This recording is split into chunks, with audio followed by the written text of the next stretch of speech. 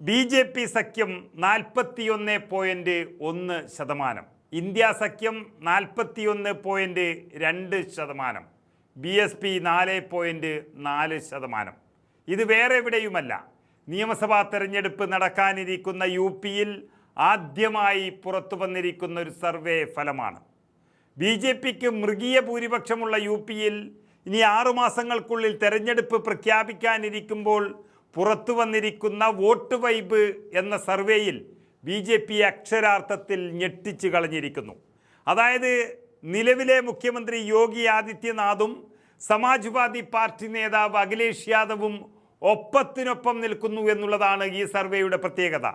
BJPക്ക് അത് കഴിഞ്ഞ് ശക്തി നൽകാൻ ആരുമില്ല എന്നിരിക്കെ അഖിലേഷിന് കോൺഗ്രസിൻ്റെ അതിശക്തമായ പിന്തുണയുണ്ട് എന്നുള്ളത് അഖിലേഷിന് മാത്രമല്ല, ഇന്ത്യ മുന്നണിക്ക് കൂടി ആവേശവും പ്രതീക്ഷയും നൽകുന്നതാണ് ഈ സർവേ ഫലം എന്ന് പറയേണ്ടി വരും. മുഖ്യമന്ത്രി ആരാകും എന്ന് ചോദിച്ചാൽ അവർ 42% പേരും പറയുന്നത് യോഗി ആദിത്യനാഥിൻ്റെ പേര് തന്നെയാണെങ്കിൽ അടുത്ത കാലത്തൊന്നും ഇല്ലാത്ത രീതിയിൽ അഖിലേഷ് യാദവ് അവിടെ മുന്നേറി എന്നുള്ളതാണ് സത്യം.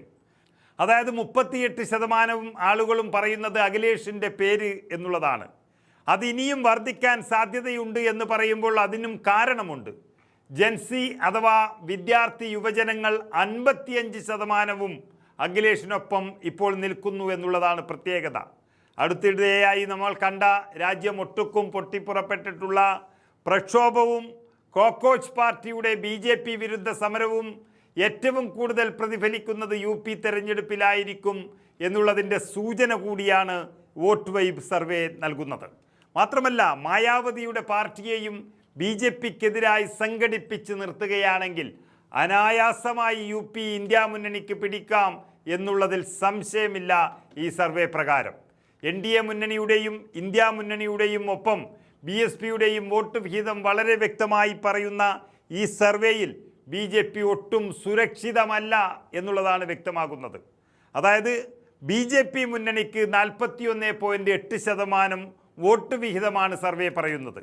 എന്നാൽ ഇന്ത്യ മുന്നണിക്ക് 38.5% വോട്ട് വിഹിതവും BSPക്ക് 5.5% വോട്ട് വീതവുമാണ് ഈ വോട്ട് വൈബേസ് സർവേ ആദ്യമായി പറയുന്നത്.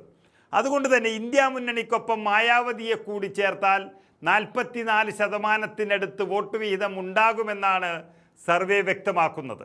മാത്രമല്ല, സമൂഹത്തിലെ യുവതലമുറയുടെ പിന്തുണ ഭൂരിഭാഗവും ഇന്ത്യ മുന്നണിക്കും അഖിലേഷ് യാദവിനും ഒപ്പമാണെന്ന് പറയുമ്പോൾ അവർ മറ്റു വിഭാഗങ്ങളെ കൂടി സ്വാധീനിക്കും എന്നുള്ളത് ഉറപ്പാണ്. അതായത് പരീക്ഷാ പേപ്പർ ചോർച്ചയിൽ വിദ്യാർത്ഥികളും യുവാക്കളും ഒന്നിച്ചു നിന്ന് BJPക്കെതിരെ അതിശക്തമായി പോരാടുമ്പോൾ സ്വാഭാവികമായും ഇപ്പോൾ BJPയെ പിന്തുണയ്ക്കുന്നു എന്ന് പറയുന്ന 50 വയസ്സിന് മുകളിലുള്ള ഒരു വലിയ സമൂഹം വ്യാപകമായി ഈ ജെൻസിയോടൊപ്പം നിൽക്കും എന്നുള്ളതാണ് സാധ്യത. കാരണം ഈ പറയുന്നവർ അവരുടെ രക്ഷിതാക്കൾ കൂടിയാണ്. 20ഓളം വിദ്യാർത്ഥികൾ ആത്മഹത്യ ചെയ്ത ഒരു കൊടും ക്രൂരത അത് വിദ്യാർത്ഥികളോട് ചെയ്ത ഒരു സർക്കാരും അതിന് നേതൃത്വം നൽകുന്ന BJPയും തോൽക്കേണ്ടത് ആവശ്യമായി വന്നിരിക്കുകയാണ് ഈ രാജ്യത്ത്. അങ്ങനെ ഈ രാജ്യം ആര് ഭരിക്കണമെന്ന് തീരുമാനിക്കുന്ന യുവാക്കൾ എന്ന വലിയ വിഭാഗത്തിൻ്റെ പിന്തുണ അഖിലേഷ് യാദവ് നേടിക്കഴിഞ്ഞു എന്നുള്ളത് തന്നെയാണ് UP തെരഞ്ഞെടുപ്പിൻ്റെ ആദ്യ സർവേ ഫലത്തിൻ്റെ പ്രത്യേകത എന്ന് പറയുന്നത്. ഈ കാര്യങ്ങൾ എടുത്തു നോക്കുമ്പോൾ തന്നെ മൊത്തം വോട്ട് ഷെയറിൽ മുന്നിൽ നിൽക്കുന്നത് BJP ആണെങ്കിലും UPയുടെ ട്രെൻഡ് എന്ന് പറയുന്നത് യുവാക്കൾ മാറ്റുമെന്നുള്ള സൂചന തന്നെയാണ്. എന്നാൽ ഇനി അതിനെല്ലാം അപ്പുറത്ത് BJPയും യോഗിയെയും അടിച്ചിരുത്താൻ സാധ്യതയുള്ളത് അയോധ്യ കൊള്ള തന്നെയാണ്.